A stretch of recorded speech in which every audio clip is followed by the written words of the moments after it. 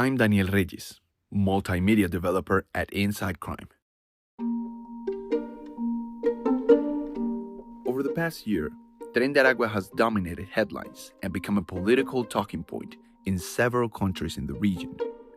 Even US President Donald Trump has placed the group at the center of his rhetoric on new anti-immigration policies. The criminal group originated as a prison gang in Venezuela, led by Héctor Rusthenford Guerrero Flores, alias Niño Guerrero. From his headquarters in the Tocorón prison, Niño Guerrero ruled over the group and its illicit activities. Since then, Tren de Aragua has evolved, expanding to become a transnational criminal organization. While its presence in North America is often exaggerated, its expansion in South America has had a profound impact on organized crime dynamics.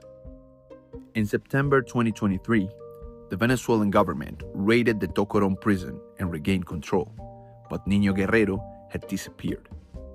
This month, we're diving into the extraordinary stories of some of the region's criminal leaders in our annual series, Summer Insights. Over the next 4 weeks, our audio content will feature narrated stories about these criminal leaders, the groups they lead, and the illicit economies they control. This week, we're sharing a chapter from the in-depth investigation Inside Crime published in October 2023 on Tren de Aragua's criminal evolution.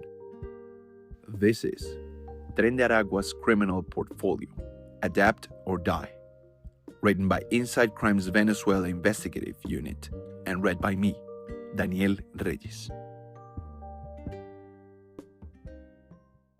People are not merchandise, reads a billboard at the main boarding crossing from Colombia to Ecuador. Yet that is exactly how Venezuelan migrants are treated by Tren de Aragua. Venezuela's most notorious gang has built a criminal empire stretching from Venezuela to Chile by taking advantage of desperate migrants, first through migrant smuggling on a scale never before seen in South America, and then by building organized, integrated, multinational sex trafficking networks. As the gang's income and regional presence have grown, its criminal portfolio has diversified. Inside Crime investigations have uncovered evidence that the group is involved in at least 12 criminal economies in at least 5 countries. Migrant smuggling, the taking of the trochas. Tren de Aragua's first steps into migrant smuggling came at the single most important bottleneck of migration routes for Venezuelans, the border between Norte del Santander in Colombia and Táchira in Venezuela. Here, the gang took control of informal border crossings, known as trochas, charging migrants a fee to cross. As its territorial control grew, it began extorting people smuggling networks that used the crossing. Such extortion was business as usual for the border zone, where trochas have long been controlled by armed groups.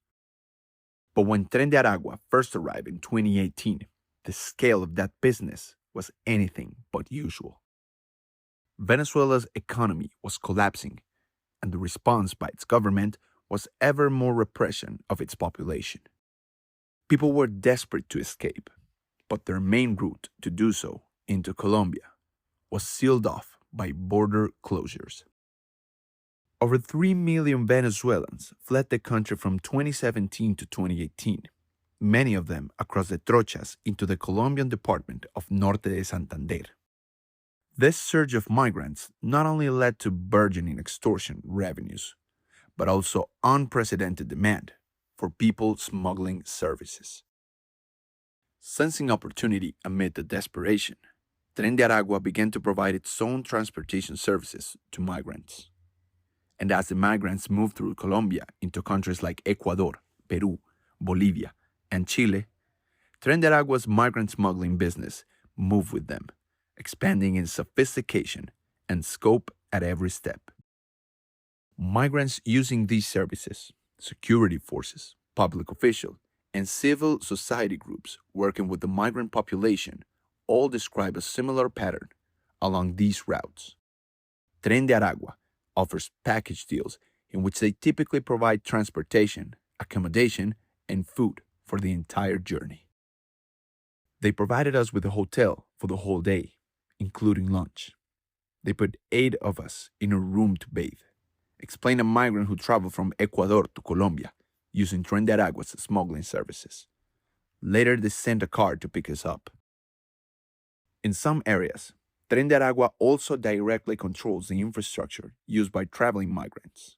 Residents of La Parada in Norte de Santander told Inside Crime that Tren de Aragua controls the pagadiarios, low-cost housing commonly used by migrants, charging them between $1 and $2 per day. In Chile, meanwhile, an investigation by the Attorney General's office revealed how the gang allegedly purchased business through a front company in order to transport migrants and drugs. Although it is unclear when the gang made the leap from extortion to providing multi-leg, multi-country smuggling packages, it is clear these operations were boosted by the COVID-19 pandemic in 2020, when lockdowns promoted border closures across the region, driving more migrants to use smugglers. Even as borders have reopened, many migrants choose to continue paying smugglers like Tren de Aragua because they view migration officials and security forces in Venezuela and other countries as corrupt and untrustworthy. As soon as you get out of the car in Cúcuta, they present themselves as Tren de Aragua, explained the woman who returned to Venezuela using Tren de Aragua's migrant smuggling services. They say they provide services to those crossing the bridge and promise that you won't have to pay anything to the National Guard. Human trafficking, blurring the line between smuggling and exploitation. The expansion of Tren de Aragua's migrant smuggling business also gave the group a competitive advantage in human trafficking for sexual exploitation, which requires many of the same elements: transportation, accommodation, transnational connections, and a vulnerable population to exploit. By bringing their experience and capacity to bear on a criminal economy commonly run by small, loose-knit, decentralized networks with little armed or territorial presence, Tren de Aragua has been able to establish sex trafficking networks on a scale and with a reach that few other criminal actors have achieved within South America. Much like with the gang's human smuggling operations, authorities in Chile, Colombia, and Peru told Inside Crime that Tren de Aragua participates in the entire process, from identifying and recruiting victims to transporting and exploiting them. The route toward sexual exploitation usually begins online. Many women and girls are lured by false job offers abroad. These may be posted on social media or arrive directly with the targets contacted by other women, many of whom may also be victims of human trafficking. Others are deceived by a tactic known as enamoramiento, or falling in love, where a member of Tren de Aragua entraps them by pretending to be their boyfriend. Once their victims have been convinced to move to another country or accept the job offer, other members of the group arrange transport and accommodations in transit countries.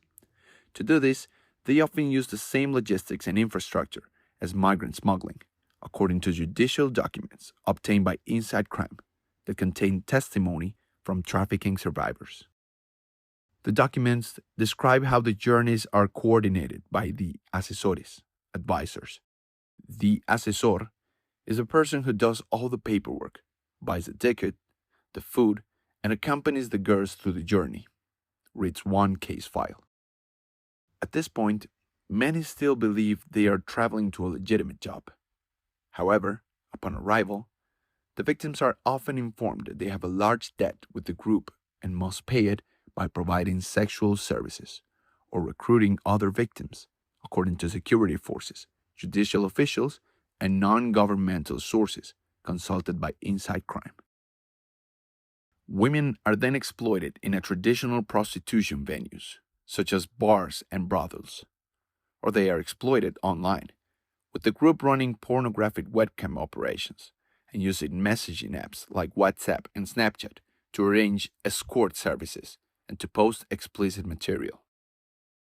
Those who try to break free are often killed, and the killings publicized. Judicial documents and audiovisual materials show how Tren de Aragua scares other women into compliance by circulating videos and images of those murders on social media and sending them to survivors with threats and warnings, re-victimizing the women in the videos and making gender-based violence an instrument of control. Peru doesn't have organizations that are as violent as in Colombia or Ecuador, so it's a huge market, enormous. And exploiting women, well, that's their speciality. A source from the Peruvian Attorney General's office told Inside Crime anonymously, as she didn't have authorization to speak on the record. Going local. The economies that show entrenchment. Tren de Aragua's exploitation of migrants in both smuggling and trafficking has provided the financial base for its expansion across South America. But as its cells have penetrated underworlds in their host countries, they have looked to take control of more sustainable local sources of income. These cells begin by looking for low-hanging fruit, criminal economies that have little competition and low barriers to entry. In many regions, their first step has been to take over the local sex trade. Sex workers are highly vulnerable due to the stigma and criminalization of sex work, as well as the lack of protection provided by authorities. Venezuelan sex workers are often even more vulnerable thanks to their economic situation, lack of a local community, and sometimes illegal migration status. Tren de Aragua cells often start targeting the most vulnerable, Venezuelan sex workers, then expand operations to include locals as well. Residents and human rights workers in the Colombian border town of La Parada told Inside Crime that sex workers there must have permission from Tren de Aragua to work in the area, and that the gang controls and profits from all aspects of the sex trade. Many of these women suffer in the same kind of violence that Tren de Aragua employs, with its human trafficking victims, and feel they have nowhere to turn for protection. Once they gain women's trust, they do a kind of study, asking who your mother is, who your family is, explained a human rights worker in Cúcuta, who asked to speak anonymously for fear of reprisals from the gang. Then, when they want to exploit women, they threaten their mothers, saying they know where she lives. As Tren de Aragua has become more established, it has expanded into more generalized extortion. Authorities in Colombia and Peru told Inside Crime that the group extorts a range of business like bus companies, restaurants, shops, construction sites, and bars. In the Peruvian cities of Lima and Arequipa, Tren de Aragua cells have also moved into loan sharking, locally referred to as gota a gota. In these rackets, the gang provides informal loans with exorbitant interest rates to victims who cannot access traditional bank loans and feel they have no other options. Peru's gota a gota markets were traditionally controlled by Colombian gangs or loose networks, but Tren de Aragua has successfully taken over, sometimes violently, forcing out its Colombian rivals. In Arequipa, Tren de Aragua started by extorting criminal leaders. First, they kidnapped them, beat them, and threatened them so they'd fall into line, said the same source from the Peruvian Attorney General's office. Tren de Aragua also appears to have taken advantage of its migrant smuggling infrastructure to move into small-scale drug trafficking. As the Tren sales builds up their local knowledge, they frequently move into retail drug sales. Throughout the region, the gang sells a variety of drugs directly to consumers, including marijuana, cocaine, ketamine, MDMA, and the synthetic drug known as Tusi. In Chile, Tren de Aragua has been reported to use domestic buses to smuggle both migrants and wholesale quantities of drugs. The gang has also been reported to deploy the hormiga, ant method of using multiple individuals to move small quantities across the border. To do this, they often force migrants to move packages that are typically 1 kilogram or less of drugs across the border from Bolivia into Chile. And, according to public officials and non-governmental organizations serving migrants in the area, the border between Ipiales, Colombia, and Tulcán, Ecuador. There are also some indications that the group is moving into small-scale production of some drugs. A Peruvian nation police investigation discovered that one Tren de Aragua cell had its own facility to produce Tusi. While Tusi is the common name for the drug 2CB, what is sold in Latin America typically does not contain any 2CB, and it is a mix of the other synthetic drugs dyed pink, making it relatively simple to produce. Another investigation in Chile led to a small seizure of coca base and the precursor chemicals used in the production of cocaine. Could Tren de Aragua become a drug trafficking organization? The size and nature of drug seizures made against Tren de Aragua suggests that the drugs were likely intended to supply the gang's own local drug sales networks. But the gang's control over movement corridors and border crossing and growing financial clout raises the possibility of it taking the leap into transnational drug trafficking. For the moment, though, that seems a distant prospect. There is little evidence so far that it has the criminal connections, logistical capacity, or state penetration required to move large shipments of drugs for transnational networks. They're never going to get into large-scale trafficking. Why not? Because the cartels will come and run circles around them. Forget it, scoffed Jorge Chávez Cotrina, the national coordinator of Peru's Specialized Prosecutor's Office against Organized Crime. The patterns evident in Tren de Aragua's construction of its criminal portfolio to this point suggest it will similarly be limited to any attempts to move into the most lucrative transnational criminal economies, despite its regional expansion. The gang has seen the most success in economies where it has faced little competition, such as migrant smuggling and human trafficking, or where the key to success is crude violence, as with extortion rather than knowledge, experience, connections, control of infrastructure, or upfront capital. Tren de Aragua is not involved in everything. They go where they see the most opportunity, explained General Luis Jesus Flores Solis, the head of the Peruvian National Police's Anti-Human Trafficking and Migrant Smuggling Directorate.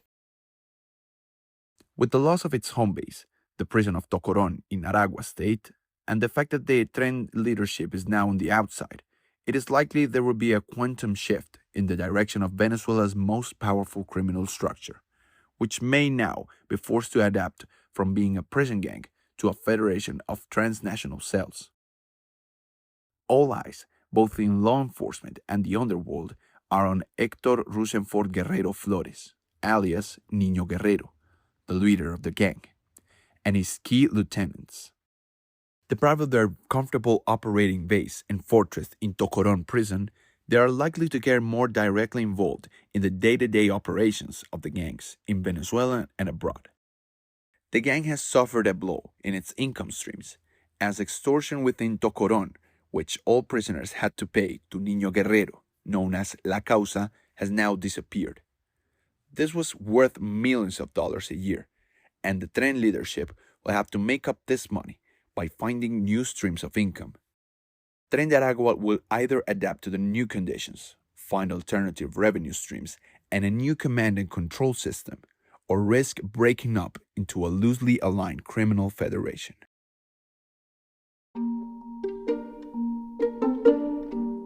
This was Tren de Aragua's criminal portfolio, Adapt or Die, a chapter from an inside crime investigation on the Venezuelan mega gang, published on October 4th, 2023, written by the Venezuela Investigative Unit and read by me, Daniel Reyes. For more audio stories, podcasts, and long-form narrative journalism, be sure to follow us on Spotify, Apple, Amazon Music, and YouTube. And for more deep dives on criminal kingpins in Latin America and the Caribbean, don't miss our special Summer InSights series this month. Subscribe to our newsletter to receive the latest updates. And for more, visit insightcrime.org.